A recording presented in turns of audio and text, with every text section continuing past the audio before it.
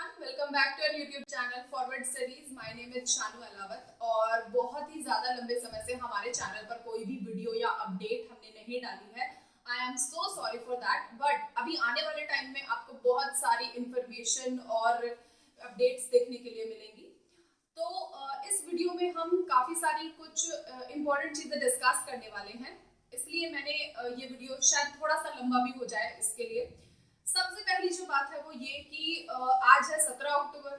19 अक्टूबर में आपकी AORS की फॉर्म की जो क्लोजिंग डेट है वो हो जाएगी. ठीक है, क्लोजिंग डेट ये जो आपका भी आपको एक हफ्ते का टाइम मिला था फॉर्म फिल करने का, ये वापस से रीओपन हुआ है फॉर्म का लिंक, क्योंकि इसकी जो लास्ट डेट है वो पहले ही जा चुकी है. ठीक है, इसके अलावा ये अभी 19 अक्टूबर में जब आपकी फॉर्म की डेट क्लोज हो जाएगी, उसके बाद आपकी करेक्शन विंडो आएगी. ठीक है, तो बहुत सारे बच्चे या स्टूडेंट्स या एस्पिरेंट्स जो भी हैं, उन्होंने फॉर्म फिल किया होगा और फॉर्म फिल करते हुए ना बहुत सारे लोगों से मिस्टेक हो जाती है. हम कितना भी केयरफुल क्यों ना रहे फॉर्म फिल करते हुए, कोई ना कोई मिस्टेक हमसे जरूर हो जाती है. तो अगर आपसे कोई भी मिस्टेक फॉर्म के अंदर हुई है तो मेक श्योर कि आप जब भी करेक्शन विंडो आएगी, मैं आपको शॉर्ट केस के थ्रू या फिर एक वीडियो के थ्रू मैं आपको अवेयर कर दूंगी, एक वीडियो डाल दूंगी, ताकि आपको पता चल जाए कि करेक्शन विंडो किस डेट से किस डेट तक ओपन होगी. तो आप लोग जाके अपना फॉर्म में जो भी करेक्शन होगी वो कर सकते हैं. ये रही दूसरी बात. पहली बात थी आपकी फॉर्म की क्लोजिंग डेट की, दूसरी बात थी करेक्शन विंडो की, तीसरी बात करेक्शन विंडो क्लोज होने के बाद में जो सबसे इंपॉर्टेंट चीज है एग्जाम डेट. EMRS की एग्जाम डेट आपको कब देखने को मिल सकती है? EMRS की एग्जाम डेट आपको मोस्ट प्रोबेबली नवंबर हाफ या फिर एंड तक आपको उसका पेपर होने की पूरी संभावना है, क्योंकि हमें पता है कि जो EMRS है वो KVS को फॉलो कर रहा है. ठीक है, अब अगर आप KVS का प्रोसेस जानते हैं तो उसमें कितनी स्पीड से सारा प्रोसेस होते हुए चला और एग्जाम हो गया. ये एक अलग चीज है कि उसका जो रिजल्ट है उसमें अभी काफी देरी देखने को मिल रही है. जैसे कि अभी प्राइमरी का रिजल्ट अपडेट नहीं हुआ है, फाइनल रिजल्ट उसका इवन कट ऑफ तक अभी उसकी नहीं आई है. ठीक है, उसमें भी अपने कुछ रीजंस हैं. खैर, हम अभी KVS के बारे में बात नहीं कर रहे हैं, EMRS के बारे में हम बात कर रहे हैं. तो उसके पैटर्न को ये फॉलो कर रहा है. तो आपके पास एक प्लस या पॉजिटिव पॉइंट ये है कि आप थोड़े से अवेयर हैं, थोड़े से आपको मतलब एक नॉलेज है कि किस तरीके से आपको प्रिपेयर करना है एग्जाम के लिए.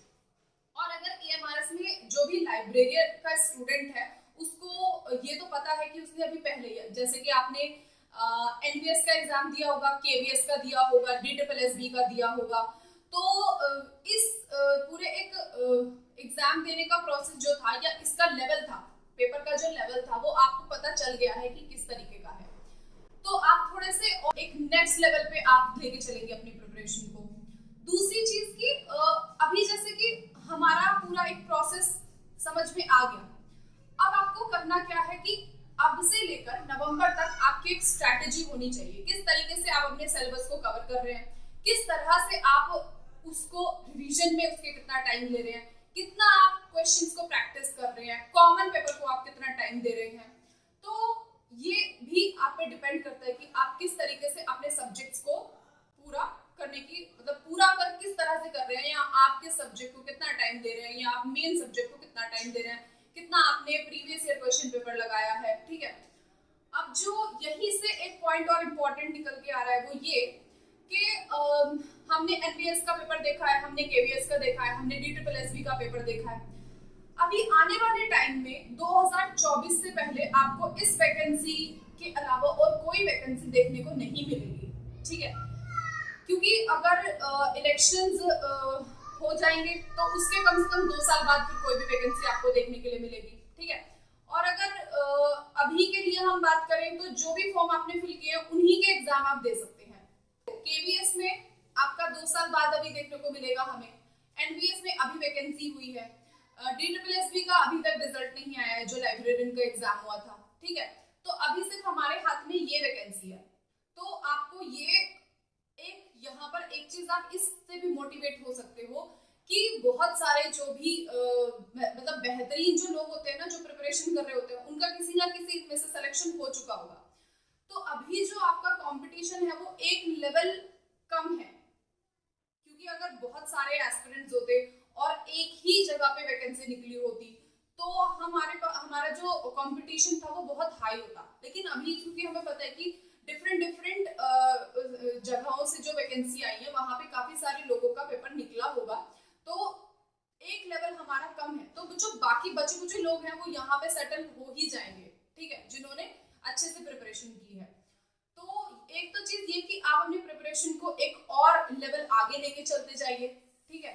दूसरी चीज ये कि अभी आने वाले टाइम में सबसे पहला काम आपको क्या करना चाहिए, ठीक है। सबसे पहला काम सारे जो भी अभी अपकमिंग एग्जाम आने वाले हैं उनके लिए, जैसे कि हमारा जो पेपर आने वाला है, हम क्या करते हैं पेपर से पहले जस्ट हम प्रैक्टिस करते हैं क्वेश्चंस को।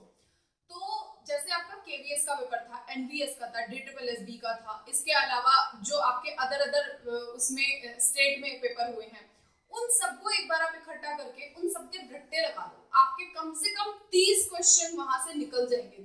30+ क्वेश्चंस ना आपको उन्हीं में से देखने को मिलेंगे, गारंटेड, ठीक है। चाहे थोड़ा सा क्वेश्चन मोल्ड करके उसकी लैंग्वेज चेंज हो जाए या फिर उसका उसी में मतलब कनेक्टेड आपको मिलेगा डेफिनेटली। तो ये आपको सबसे ज्यादा हेल्प करने वाला है। कॉमन पेपर के सिर्फ और सिर्फ आप क्वेश्चन पेपर्स लगाइए, क्योंकि अभी जो टाइम है आप एक मंथ में जितना प्रैक्टिस कर लेंगे, क्योंकि वैसे तो पेपर ऑफलाइन होने वाला है, तो ऑफलाइन में भी आपको क्या करना होगा, ओमैट शीट भरनी पड़ेगी, तो उसकी भी आपको प्रैक्टिस होनी चाहिए अगर आपने पहले नहीं दिया है पेपर तो, ठीक है।